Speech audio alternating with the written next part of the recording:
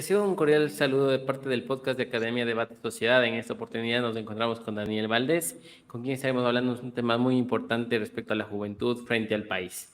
Bienvenido, Dani, ¿cómo estás? Luchito, muchísimas gracias por la invitación. Yo muy bien y gustoso de acompañarte aquí en este espacio. Cuéntame, ¿quién es Daniel Valdés? Me encanta esa pregunta.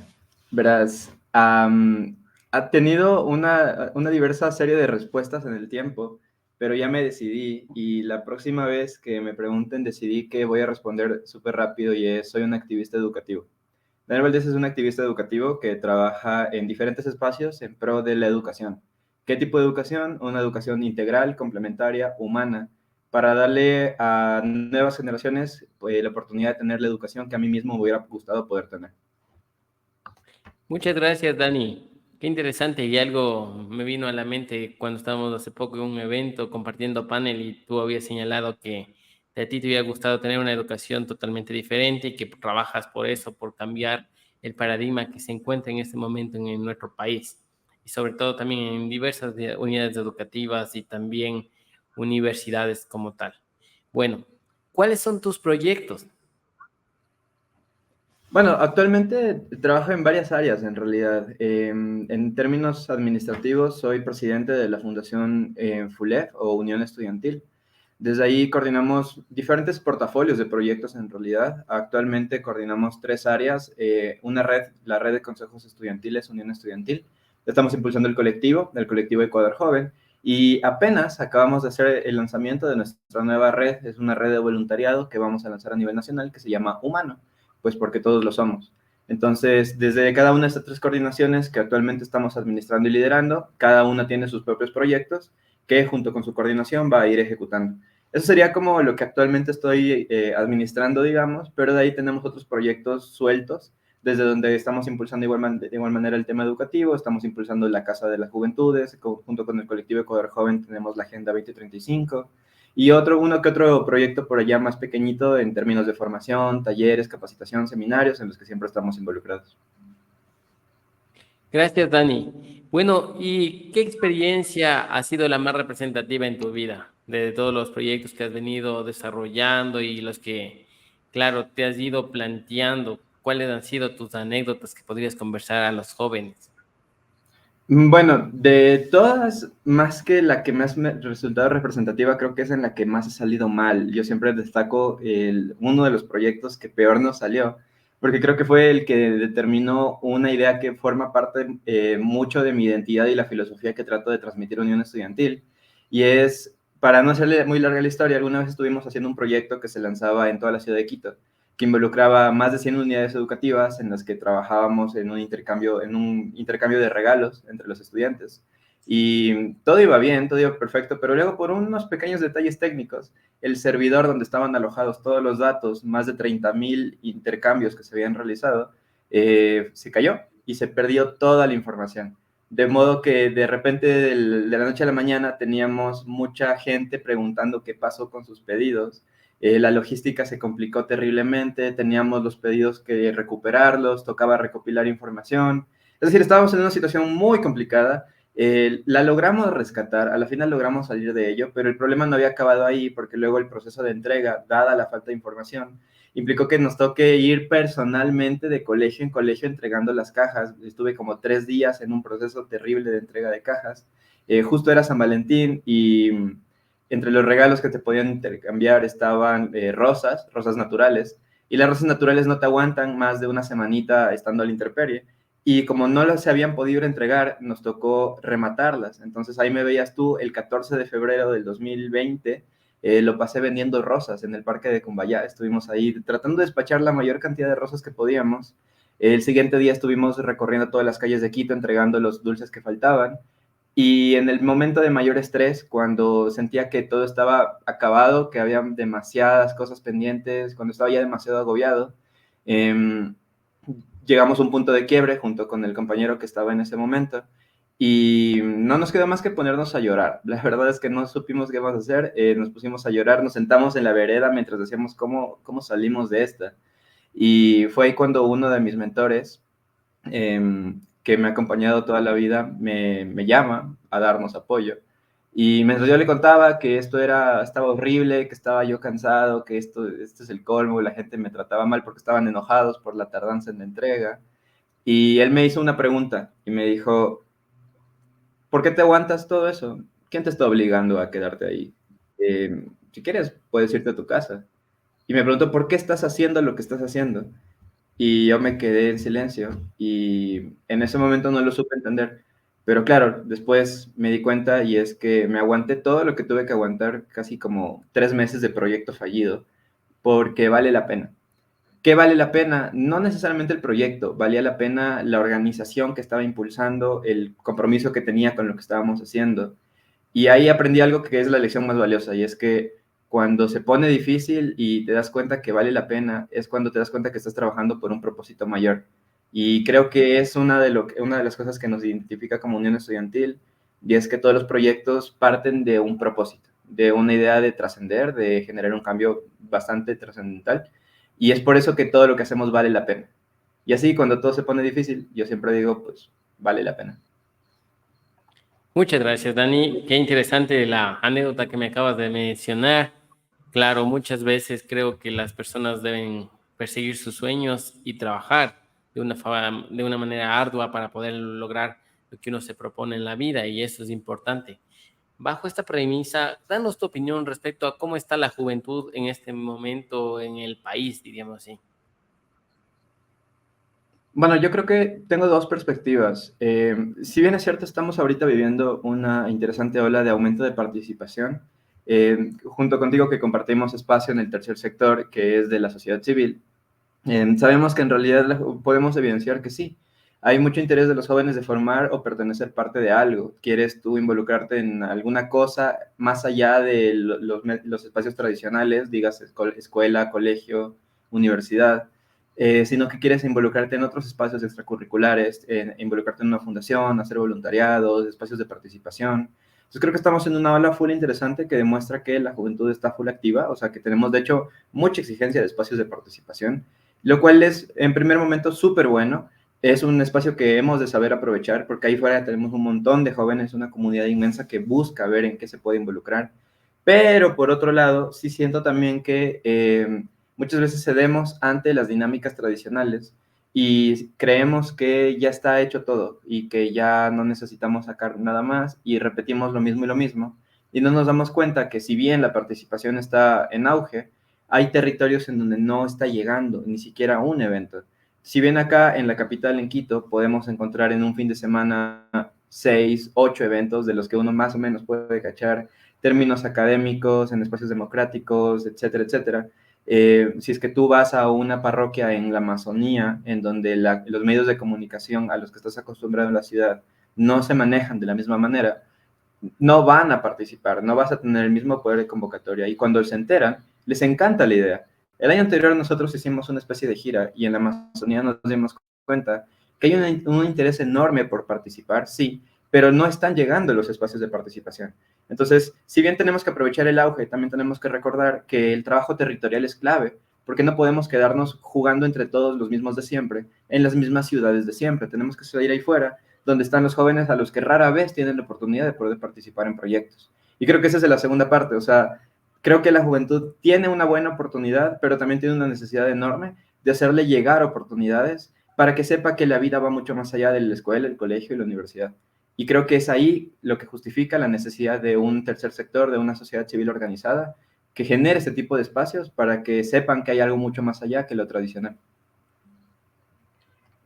Bueno, esto lo que tú habías señalado es interesante debido a que no se están desarrollando los eventos en el sector rural y también en algunos lugares del país. Y esto es lamentable porque muchas veces creo que la logística gira en grande, claro, gira en grande, pero dentro de las ciudades que se diría que tienen varios habitantes, ¿no? Y eso debería cambiar porque necesitamos atender las necesidades de toda la sociedad de una forma equitativa, y creo que es oportuno reconsiderar la forma en cómo se ha venido trabajando en estos últimos años.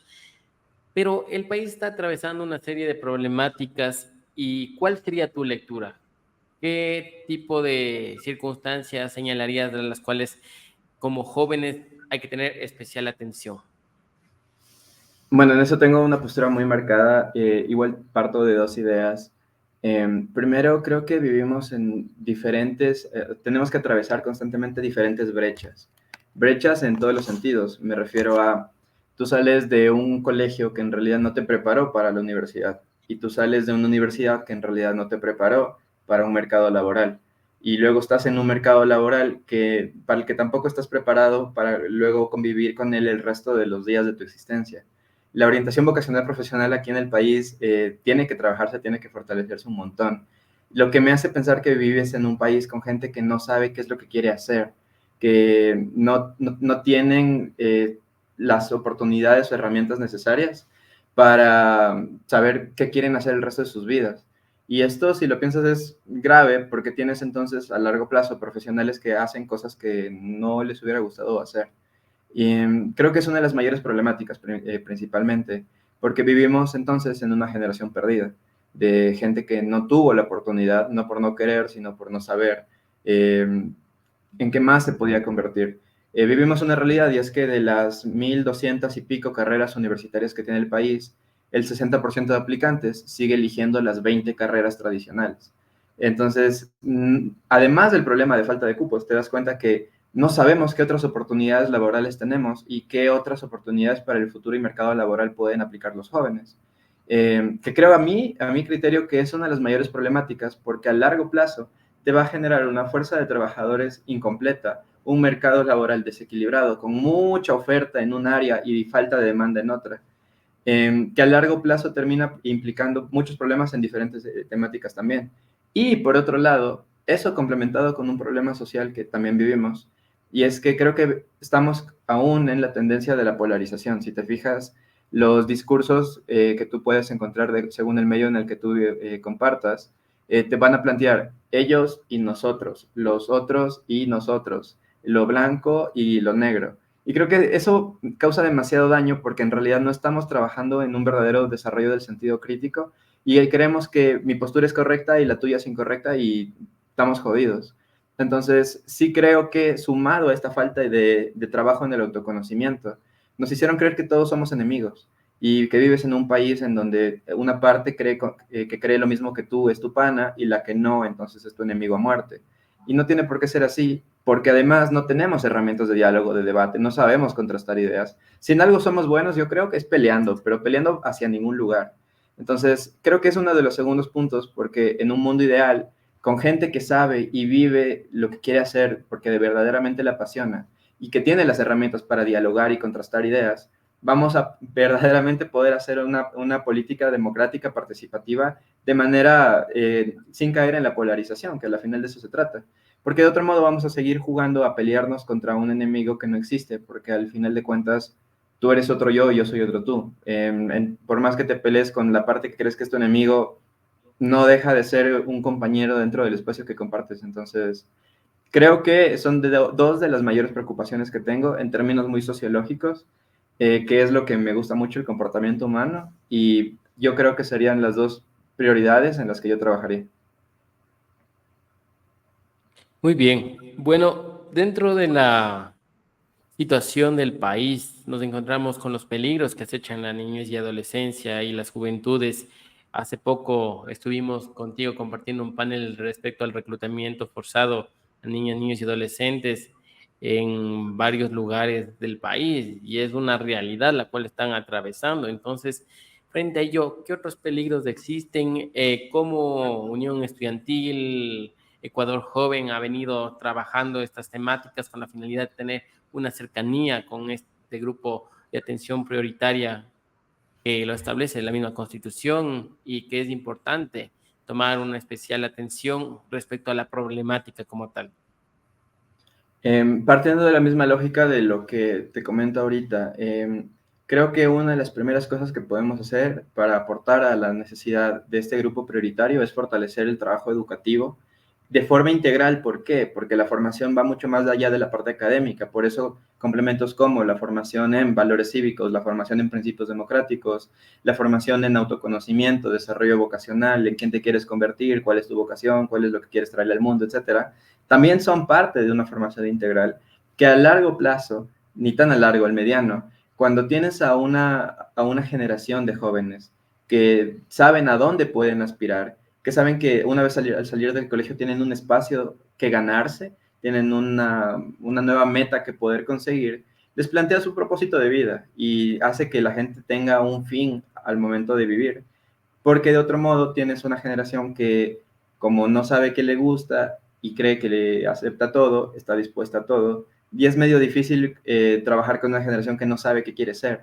Y en ese sentido, alineado además a las problemáticas de violencia que vive en el país, es un factor de riesgo enorme. Es aún más fácil, por ejemplo, en términos de reclutamiento forzado para bandas criminales, atraer de manera súper atractiva a un joven por figuras de personajes en quien se quieren poder convertir. Es decir, ahorita como país no tenemos una figura de representación de esto es lo que implica ser un ecuatoriano y me quiero convertir en él.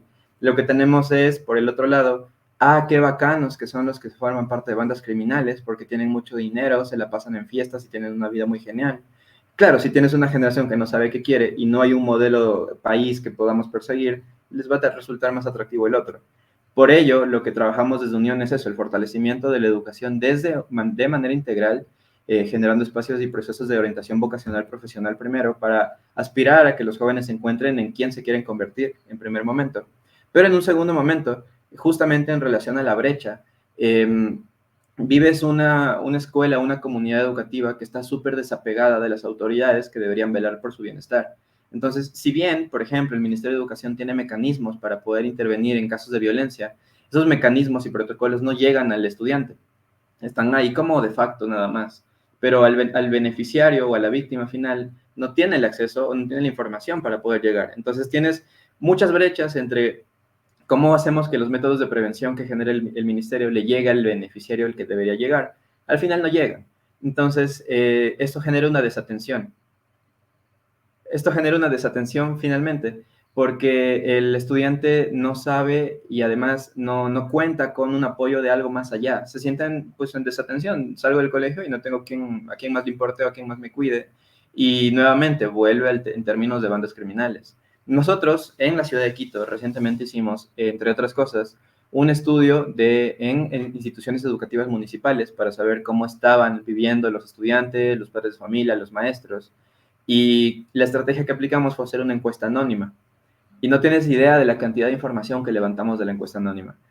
Jóvenes, estudiantes que se quejaban que en su misma institución educativa, sus mismos compañeros, en instituciones educativas municipales de la ciudad de Quito, están expendiendo droga, pertenecen a bandas criminales, roban entre los compañeros, es decir, ni siquiera tienen la tranquilidad de que en su curso, en su aula, no les vayan a terminar robando. Y no puedes ni delatarles ni decirle nada porque son personas que están vinculadas a estructuras muy peligrosas. Y creo que ese es el rol nuevamente de nosotros, desde el tercer sector, desde las fundaciones, que trabajamos en el ámbito educativo, de cerrar la brecha, de conectar al beneficiario y la víctima final con los protocolos que ya existen, pero ponerlos a su disposición, que sepan que están ahí para ellos, visibilizar problemáticas, porque de otro modo nadie más lo va a decir. No fue sino hasta que tuvieron la oportunidad en una encuesta anónima de denunciar algo que podrían tranquilamente denunciar en uno de los protocolos existentes, pero que no les garantiza nada, porque el protocolo no te garantiza seguridad. Y creo que por allá va una de las mayores necesidades, que los jóvenes sepan que existen protocolos que están ahí dispuestos para su bienestar, que van a garantizar efectividad al momento de protegerlos, porque de otro modo, si no crees en las garantías que tienes, no las vas a aplicar y la normativa carece de efectividad a la final. Entonces, nuevamente, ese es otra vez nuestro rol.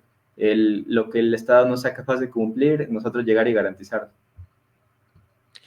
Gracias, Dani. Bueno, quería aquí hacer una acotación respecto a lo que tú habías señalado, que los jóvenes ahora necesitan sentirse en algún sitio, en algún proyecto, en alguna fundación, ser parte de alguna empresa como alguna fuente de empleo.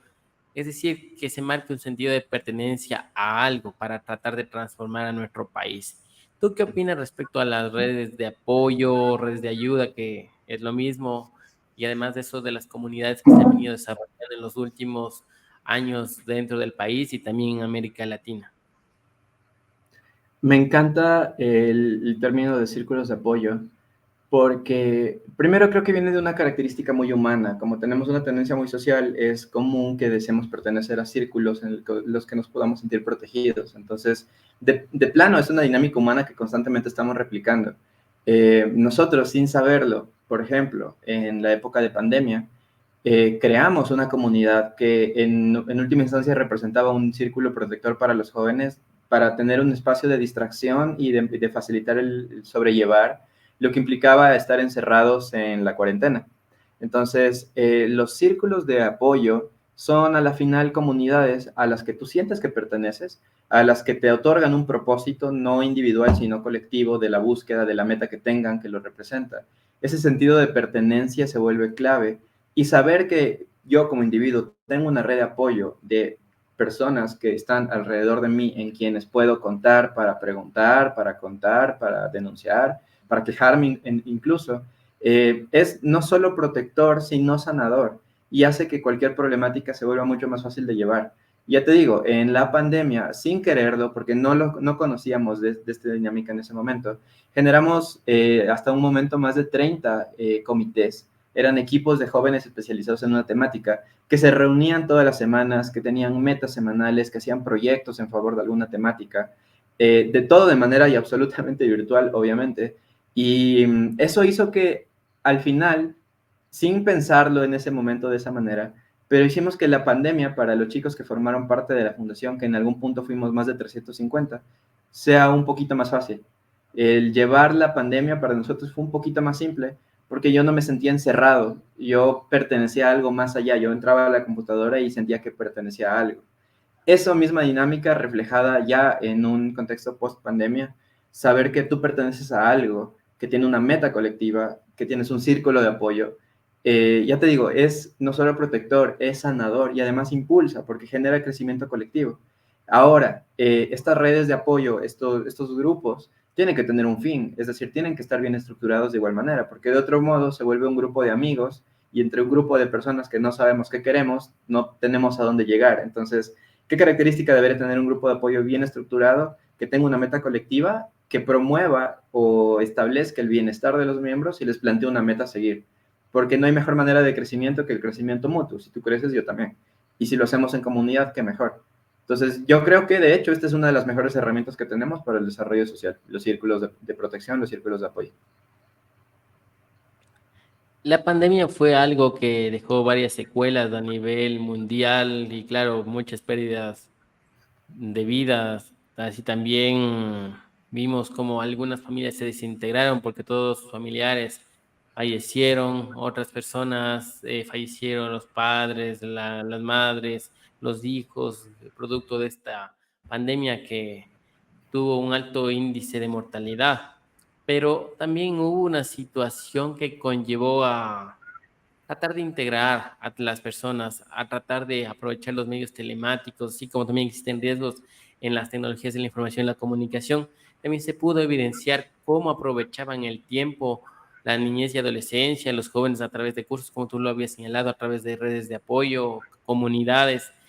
Esto también es importante destacar y sobre todo mencionar que en el país creo que es importante aprender la lección post pandemia, es decir, tratar de reconstruir nuestro tejido social y claro, ¿no? Hemos vivido una situación adversa en el Ecuador porque de la pandemia por el COVID-19 pasamos a otro tipo de problemáticas como es la inseguridad y la violencia, pero debemos quedarnos con un mensaje de post-pandémico, diríamos así, en que es importante unirnos entre todos. Creo que no necesitamos vivir desintegrados, sino vivir en comunidad, reconstruir ese tejido social, atender las necesidades de la gente y poder ayudar a los demás. Bajo esta premisa, Dani, ¿cuál es tu mensaje después de la pandemia? ¿Qué es lo que tú puedes destacar frente a la situación que sacudió al mundo entero? Uf, yo creo que a la final trajo un cambio de paradigma en muchos aspectos. Primero, me encantaría hacer después un análisis exhaustivo de todo lo que implicó el proceso de pandemia y la post-pandemia después, en todos los términos, en relación a las relaciones humanas, en términos de salud mental, en términos de las nuevas formas de participación, cambios de paradigma educativos. Imagínate, antes de pandemia, el dar clases vía Zoom hubiera sido una locura. Eh, vimos que tocó adaptarse, quieras o no, bien o para mal. Empezamos a darnos cuenta que habían otras maneras de hacerlo. También fue un cambio de paradigma en muchas cosas que creíamos que pues era la forma, o sea, no había otra manera, teníamos que hacerlo de esa forma. En algo tan simple, tan sencillo, como los chicos y chicas que formaban parte de bachillerato, que tenían que conectarse, y se dieron cuenta que, wow, no necesito el uniforme para ir a clases a aprender, porque pues estoy en mi casa. Y a veces en algunos colegios les obligaban a que se tenían que poner el uniforme, lo que nos llevó a un efecto bien chistoso, y es que había muchas fotos de chicos que tenían de la cintura para arriba el uniforme del colegio y de la cintura para abajo la pijama de la casa. Entonces, para mí la pandemia fue un cambio de paradigma en todos los aspectos. Pero principalmente en el término social, yo destacaría tres aprendizajes. El primero, nos dimos cuenta, como dije antes, que por ser humanos somos sociales y necesitamos convivir con el otro. Es decir, la cuarentena nos indicó que si quiero desarrollarme, necesito trabajarlo en comunidad. Individuos encerrados no funcionamos. Dependemos de un trabajo en comunidad, una colectividad. Y claro, puedes incluso encerrarnos en la casa durante meses completos. Vamos a encontrar la manera de estar conectados, porque es lo que nos hace humanos. Y eso es lindo primero, y además nos hace darnos cuenta que en términos de aportar a un desarrollo de país, uno de los componentes más importantes es eso, el trabajo en comunidad, saber que todos pertenecemos a esta comunidad llamada Ecuador, la que no vamos a poder sacar adelante si es que estamos encerrados. Llámese encerrados, estar en la casa, o llámese encerrados, creer que allá tú, acá yo, con mi grupo. No, la pandemia nos demostró, necesitamos estar unidos todos, no hay otra manera. Pues lo mismo aplica para poder para fortalecer el desarrollo país. Por otro lado, también nos hizo darnos cuenta que habían cosas importantísimas, como por ejemplo salud mental. Yo creo que fue uno de los mayores aprendizajes después de la pandemia, el tema de la salud mental. Se volvió un tema que ahora sí resultaba relevante porque todos nos vimos afectados y empezó a ponerse sobre la mesa la importancia del bienestar también mental, que creo que fue uno de los mayores goles que logramos obtener de pandemia. Nosotros en pandemia hicimos un análisis de cómo los efectos psicosociales de la pandemia en jóvenes y adolescentes. Y claro, para sorpresa de nadie, los efectos fueron negativos en todos los términos, en términos de ansiedad, de depresión, de relaciones sociales. Entonces, yo rescato mucho el aprendizaje que tuvimos sobre la salud mental. Y finalmente, en otra área, nos dimos cuenta de lo frágil que es la vida. O sea, nos dimos cuenta que de repente, ¡pum!, encerrados, la dinámica cambia, no te queda mucho más que hacer. En última instancia, y sabes que por eso la red de voluntariado le pusimos humano, porque al final de cuentas todos lo somos, y por ideología que tengas, preferencia que tengas, creencia que tengas, somos humanos coexistiendo en un mismo espacio, siendo humanos, haciendo cosas de humanos. Y somos bien delicados en términos de individuo. El humano como tal es una especie medio curiosa. Entonces me llevé la idea de lo frágil que es la vida, lo delicado que es los espacios que tienes, precisamente por todas las pérdidas que hubieron, y lo resilientes que podemos llegar a ser cuando trabajamos en comunidad. Y esa resiliencia que obtuvimos por ser humanos que trabajamos en comunidad y que procuramos nuestro bienestar común, creo que fue lo que hizo que los que lo lograron se sobrelleve la pandemia de mejor forma. Además, que dejó un precedente importante, sobre todo. Ahorita creo que ya no se habla mucho, pero dejó un muy buen precedente. Y es que post pandemia cambiaron muchísimas cosas. Por ejemplo, ahorita la dinámica de seguir haciendo Zooms ya creo que ya se nos quedó. Antes una reunión virtual no era tan recurrente, ahorita ya lo es. Estamos ahorita compartiendo un espacio virtual, imagínate. Entonces, nos dejó un montón de aprendizajes en términos sociales, en términos de bienestar, en términos del funcionamiento que deberíamos tener como comunidad. Y creo que no estamos hablando de lo suficiente, pero ya salimos. No sé por qué, pero no se sintió cuando se acabó. La pandemia empezó, pero no se sintió cuando acabó. Para algunos acabó antes, para otros acabó después. Pero creo que no nos hemos sentado a tener una conversación de, oigan, ya se acabó, ya salimos adelante, celebremos, ya se acabó. ¿Qué aprendimos? O sea, ya vimos lo que pasa, ya vimos lo egoístas también que podemos llegar a ser en un momento de crisis. ¿Qué hacemos ahora? ¿Qué aprendemos? ¿Cómo mejoramos? Entonces, yo creo más bien que nos llevamos un pendiente después de la pandemia y es que deberíamos sentarnos a reflexionar qué aprendimos después. Ha sido un gusto conversar contigo, estimado Dani. Has compartido varias de tus experiencias, también análisis respecto a cómo está el país, qué es lo que ha pasado en estos últimos tiempos y cómo ir superando todas estas circunstancias. Para cerrar el programa, las palabras finales, las recomendaciones, conclusiones, propuestas que quieras dar a los jóvenes para que te escuchen en pantalla completa que vamos a ponerte con la finalidad de que podamos transmitir ese mensaje a todas las personas que nos están escuchando. Gracias, Luchito. Yo creo, sobre todo lo que dije, me quedo con una cosa clave que es lo que siempre promovemos, y es que no hay mejor herramienta de cambio que la participación. La participación vista no solo desde el ámbito democrático, sino la participación real, el activarme con un grupo de amigos que vivan en mi barrio o en mi comunidad educativa. Y nosotros sabemos lo que está mal y no necesitamos esperar que nadie venga a darnos cambiando.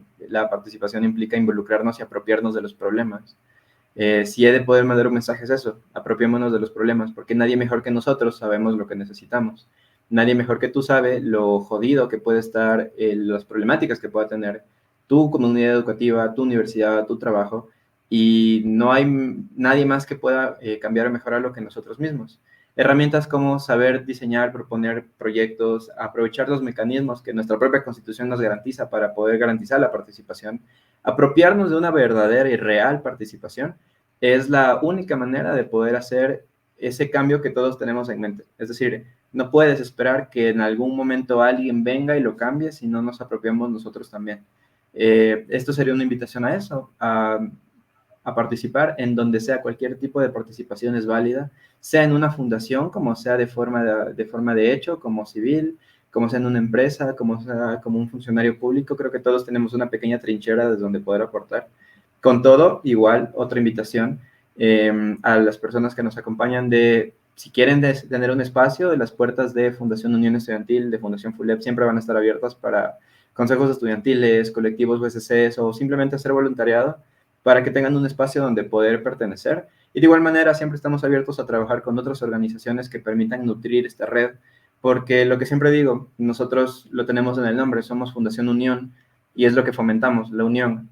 No me sirve de nada ser gigante en un valle y estar solo, sino ser pequeños todos juntos. Entonces, es una invitación a eso, porque hay una frase que tenemos mucho en unión, y con esto cierro, y es que uno a uno somos mortales, pero juntos seremos eternos. Y este es un llamado a que nos quedamos juntos. Muchas gracias, Dani. Qué gusto compartir contigo. Creo que hace poco estuvimos conversando ya respecto a este episodio de podcast que íbamos a grabar y ya estaba pendiente, entonces era el momento Sí. adecuado como para presentar a la ciudadanía este programa tan especial, por cuanto, claro, aquí hay un índice significativo de amistad por algunos proyectos que hemos venido desarrollando en conjunto.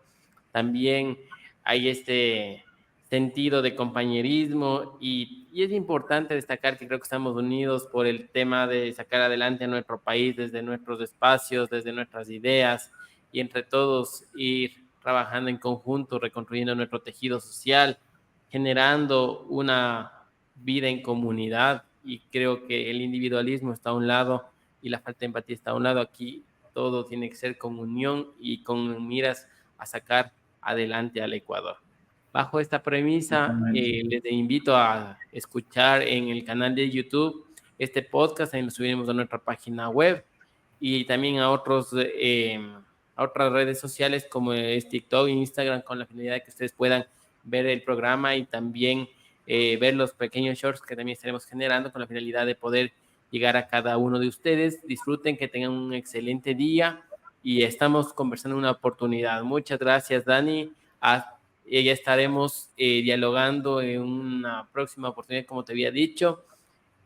Siempre encantado de contar contigo y también con todos los integrantes de Fundación Unión Estudiantil y con Ecuador Joven. Que tengas un excelente día y hasta una próxima oportunidad. Te agradezco muchísimo, Luchito. Estamos pilas. Hasta la próxima.